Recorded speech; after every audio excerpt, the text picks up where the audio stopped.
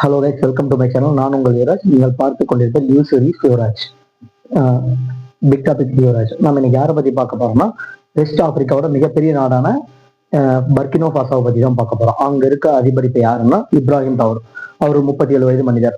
அவர் மேல ஒரு மிகப்பெரிய தாக்குதல் நடந்திருக்கு. அவரை ஒரு இது பண்றதுக்கோசரம், மட்டம் பண்றதுக்கோசரம் ஒரு தாக்குதல் ஒன்று நடந்திருக்கு. அதை பாத்தீங்கன்னா அந்த நாட்டோட அபிஷியல்ஸ் பார்த்துட்டு முறியடிச்சிருக்காங்க. என்ன ஒரு பிளான்னா, அவர் அந்த நாட்டிலேயே அவர் கூட வேலை செஞ்ச இன்னொரு ஆர்மி மேனான லெட்டரல் கால் பால் ஹென்ரி சாண்டியோ டமிபியா அப்படின்ற ஒரு ஆர்மி மேன், இவருக்கு எதிராக ஒரு டீம் ஒன்று ஃபார்ம் பண்ணி அந்த ஊரில் இருக்க லோக்கல் மக்களை வச்சு இவரை போட்டு தள்ளுறதுக்கோசம் ஒரு பிளான் பண்ணியிருக்காங்க. அதை நாட்டோட அஃபீஷியல்ஸ் முறியடிச்சிட்டாங்க.